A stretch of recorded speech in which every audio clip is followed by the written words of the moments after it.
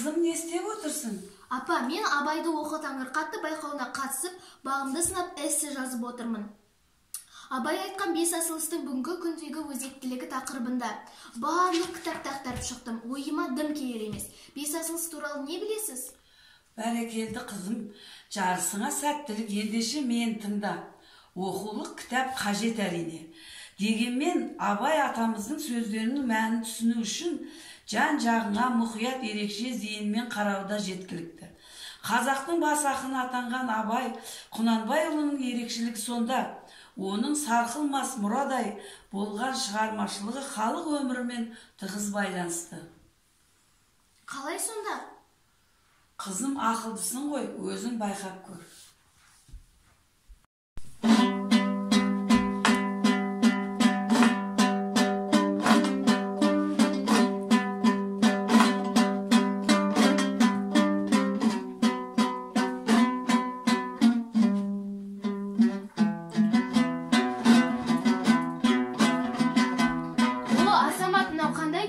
Абай Құнанбаевтың айтыны күйі. Қалай сонда? Абай Құнанбайұлы тек қана ақындық қасиеті ғана бар емес пе? Жоқ, ол тек қана ақын емес, ол күйші, философ және де оның аудармашы өнері бар.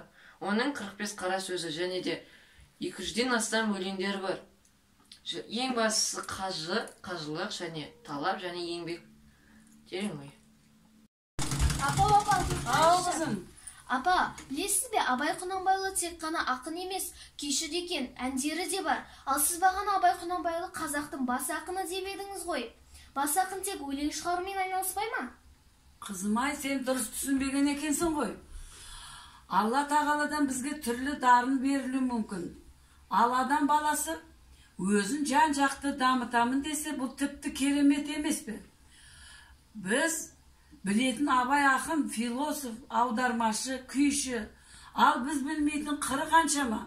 Абай қазақтың бас ақыны деп белгілі ағартушы ғалым өзін білім алып жүрген гимназияға атау берілген Ахмет Байтұрсынұлы айтып кеткен екен. Осы теңеу арқылы ол Абайдың елдің мұңын жырлаған, қазақ халқын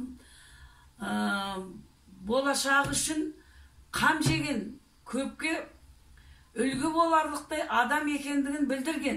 Бүгінде біз білетін ақындардың басым бөлігі осы Абайға қарап ой түзеп, ақындыққа бет бұрған екен. Мен де соны меңзеп едім. Сол үшін әр нәрсе үстірт қабылдамай, терең оймен ұғыну керек, қызым. Терең ой?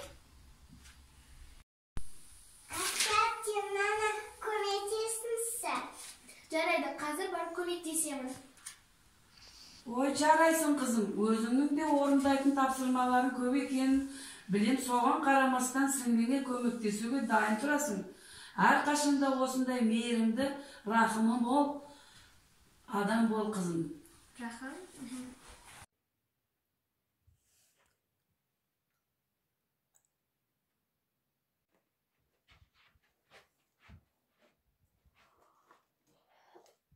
Марика, сен тынышында не істеп отырсың?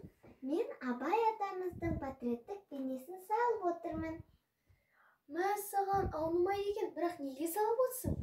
Сендер жаңа эссе жаздыңдар, түрлі мәліметтер айттыңдар, және қазіргі теледидардан Абай атамыздың 175 жылдығына орай іс-шаралар өткізіліп жатыр. Соған орай салып отырғаным ғой.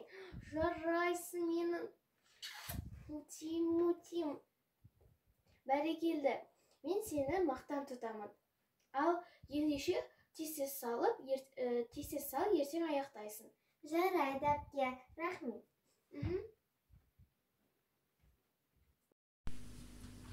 Апа? Ау, қызым. Апа, сіз қалай ойлайсыз?